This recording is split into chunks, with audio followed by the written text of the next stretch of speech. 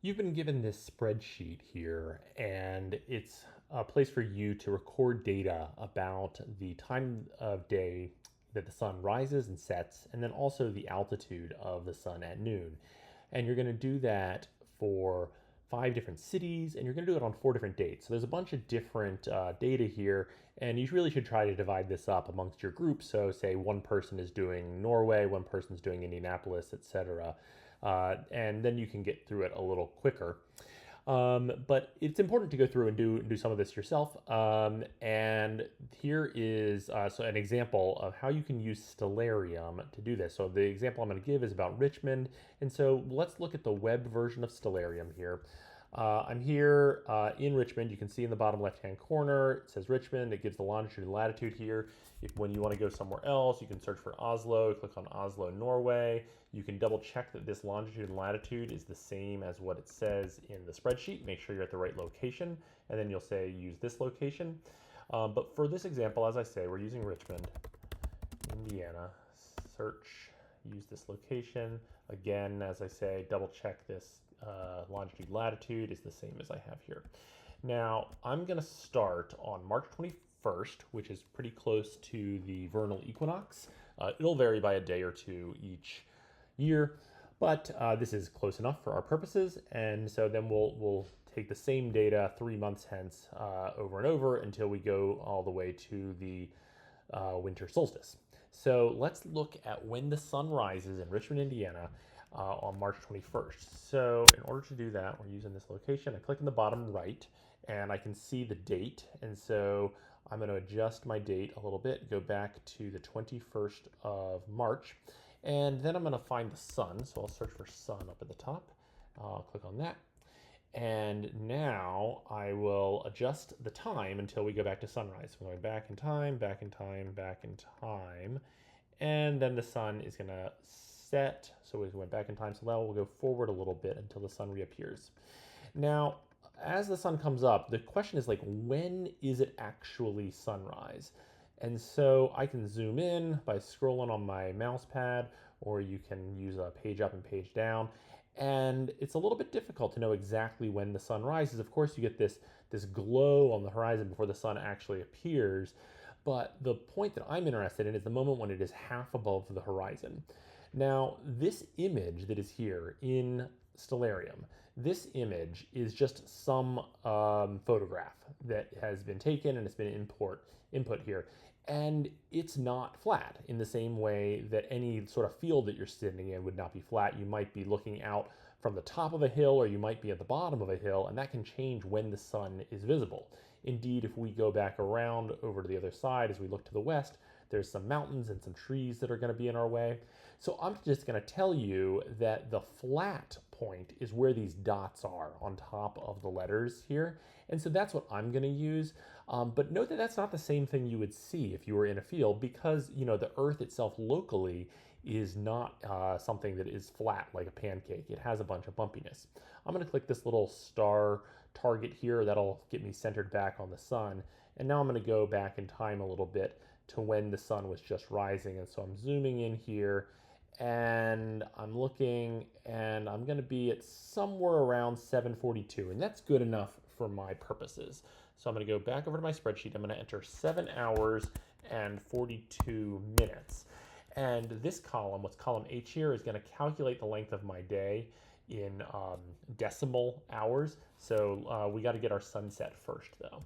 So returning over here, I'm going to go forward in time. I'm following the sun as it goes high in the sky, now down toward the west, and now it's getting very deep in the western sky. And so I'm going to go forward a little bit more, and about right there. So 19, that's 7 p.m. So we're using 24-hour time, 19 hours and 51 minutes.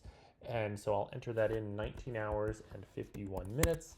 And this is just calculating using this formula here. It's subtracting the hours, but it's converting the minutes into decimals of an hour. So taking the 51 and dividing by 60.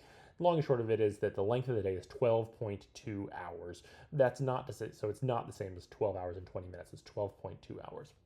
While we're still here on March 21st, let's go ahead and figure out what the altitude of the sun was at noon. And so the way you can do that is if you look up at the if you look, oh, before I move on, I should just mention there's this visibility here. This is when the sun starts to appear and when the sun goes away. That has to do with the horizon that's like visible here in this version of Stellarium with these mountains and stuff. So that's not what you want to use. You want to actually go through and see when the sun goes behind this like dot here next to the west.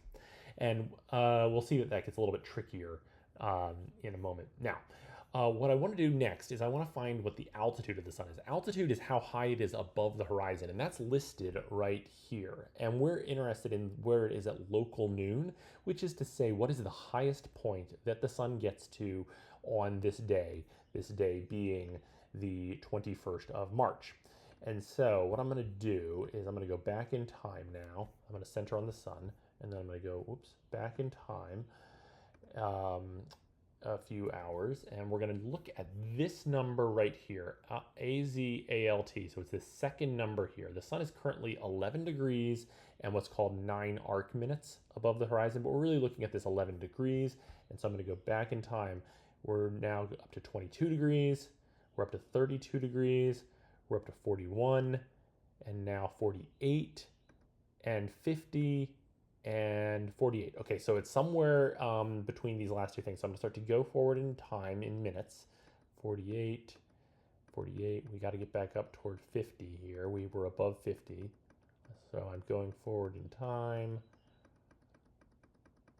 And now we're at 50 minutes, and now I'm looking at these arc minutes here. 50 degrees, and now I've 9 arc minutes. I want that number to be as large as possible. 11, 13, 15, 17, 19, 20, 22, still going.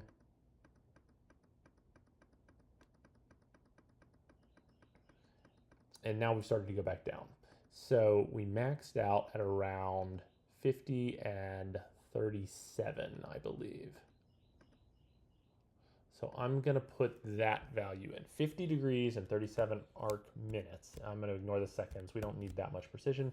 So 50 and 37. And then this is computing what the altitude is in decimals of a degree. So 50.6 degrees is the highest the sun got on March 21st.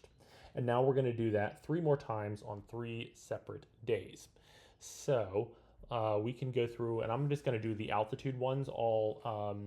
We're going to switch we have to switch our date. So I'm going forward 1, 2, 3 to March 21st. And yeah, we'll come back to the altitude. So let's look at the day when the sun rose on March 21st.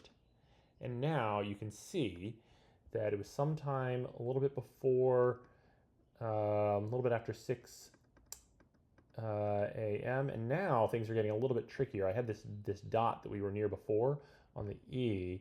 And so I'm going to say that approximately right there is when we're about half below the horizon, but we're not exactly sure.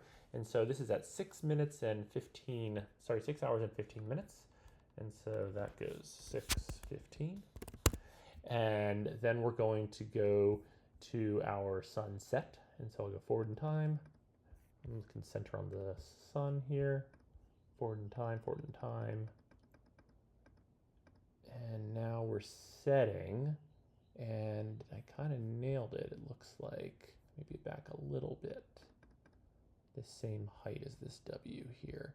You know, and you'll be off a little bit. You won't get this exactly right, but we're looking to get approximately correct. So our time now is 21 hours and 11 minutes. So I'll put that here. And so what I can see is that on June 21st, the longest day of the year, ostensibly, we have a day that's almost 15 hours long, whereas on March 21st, it was 22.2 hours long. I'll do one more of these. I'll look at the noon altitude again and try to find what the highest point was. So again, I'm looking at this number right here. Here you can see the sun is just below the horizon because it's an altitude of negative, just a little bit of negative degrees here. And so I'm going to go back in time. I'm going to center on the sun, and then we're going back in time. And we're at 20. 64 degrees, 72 degrees, 72, and this is pretty close to our peak here. I'm looking at an altitude of 72, and now I have 30 arc minutes. Again, I'm looking right here. And try to make that number 34, 38, 42, 46, 50. So we can get up to 73 degrees. Okay, keep going. And you can tell once you have found local noon with this maximum altitude here.